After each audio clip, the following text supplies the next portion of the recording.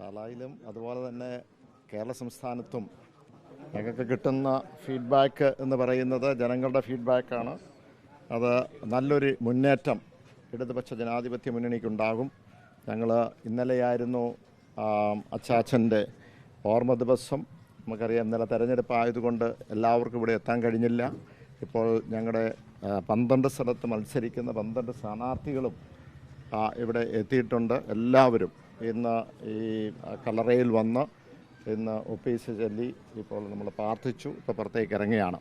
ക്രൈസ്തവ സഭ എടുക്കുന്ന നിലപാടും അതോടൊപ്പം തന്നെ മതമേധാധ്യക്ഷന്മാർ എടുക്കുന്ന സാമൂഹിക വിഷയങ്ങളെടുക്കുന്ന ഇടപെടലുകളും രാഷ്ട്രീയമായി വലിച്ചിറക്കിയിട്ടുള്ള ഒരു കാലഘട്ടമല്ല. അത് തീർച്ചയായും നമ്മുടെ സഭാവിശ്വാസികൾ പരിശോധിക്കേണ്ടതാണ്. ഇതിപ്പോൾ നമ്മൾ കാണുന്നത് എന്താ? ഇവരുടെയൊക്കെ സ്വഭാവം നമ്മൾ നേരത്തെ കണ്ടിട്ടുണ്ട്. ഈ കള നാണയങ്ങളുടെ ആ മുഖം മൂടി ഇന്ന് പുറത്ത് വന്നിരിക്കുന്നു. ജനങ്ങൾ തിരിച്ചറിഞ്ഞിരിക്കുന്നു എന്നതാണ്. ഇനി BJP അത് തിരിച്ചറിയും ഉടനെ തന്നെ. ഞങ്ങളൊരു അവകാശവാദത്തിനുമില്ല. സാമൂഹ്യ വിഷയങ്ങൾ ഏതെങ്കിലും ഒരു സമൂഹത്തിൻ്റെ അല്ലെങ്കിൽ ഏതെങ്കിലും സമുദായത്തിൻ്റെ ആയിട്ടല്ല ഞങ്ങൾ ഏറ്റെടുക്കുന്നത്. ആ സാമൂഹ്യ വിഷയങ്ങളിൽ എല്ലാ സമുദായങ്ങളും എല്ലാ സമൂഹവുമുണ്ട്. അവിടെ കേരള കോൺഗ്രസ് പാർട്ടി മുന്നോട്ട് വന്നിട്ടുണ്ട്, ഇടതുപക്ഷം മുന്നോട്ട് വന്നിട്ടുണ്ട്. അവിടെ ഒരു അവകാശവാദവും ഇല്ല. നമുക്ക് ആ വിഷയങ്ങളൊക്കെ സോൾവ് ചെയ്യണം, അതിന് പരിഹാരം കാണണം എന്നുള്ളത് മാത്രമേ ഉള്ളൂ.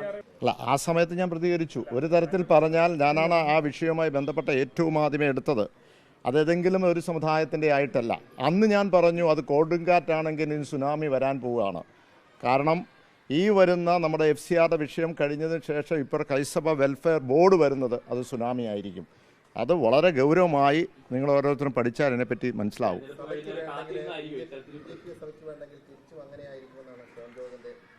അത് BJP എത്രമാത്രം വില കൊടുക്കുമെന്ന് കുറച്ച് കഴിയുമ്പോൾ അറിയാം, മനസ്സിലാക്കും. ഏത് പ്രതികരണം? അല്ല, ഞാനത് പറഞ്ഞല്ലോ, സാമൂഹിക വിഷയങ്ങൾ ഇടപെട്ട് കഴിയുമ്പോൾ രാഷ്ട്രീയപരമായി അത് വലിച്ചിറക്കുന്നത് ഒരു കാരണവശാലും അത് ശരിയല്ല. ഏത് സമുദായമാണെങ്കിലും, അത് ക്രൈസ്തവ സമൂഹമാണെങ്കിലും ഏതായാലും അത് ഏറ്റവും മോശപ്പെട്ട ഒരു പ്രവർത്തനമാണ് ഓരോ ഇൻഡിവിജ്വൽ ഇപ്പോൾ കാണിച്ചു വെക്കുന്നത്. അത് ഒരിക്കലും നമുക്ക് ജനസമൂഹം, വിശ്വാസ സമൂഹം സമ്മതിച്ചു കൊടുക്കില്ല.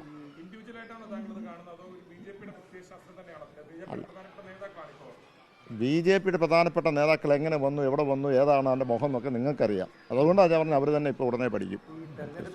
12 സീറ്റിലാണ് മത്സരിച്ചത്, 12 പേരുമുണ്ട്. മധ്യ കേരളത്തിൽ അല്ലെങ്കിൽ കേരള കോൺഗ്രസ് ഒരു നിർണായക ശക്തിയായി മാറുമോ? അത് എപ്പോഴും നിർണായക ശക്തിയാണല്ലോ.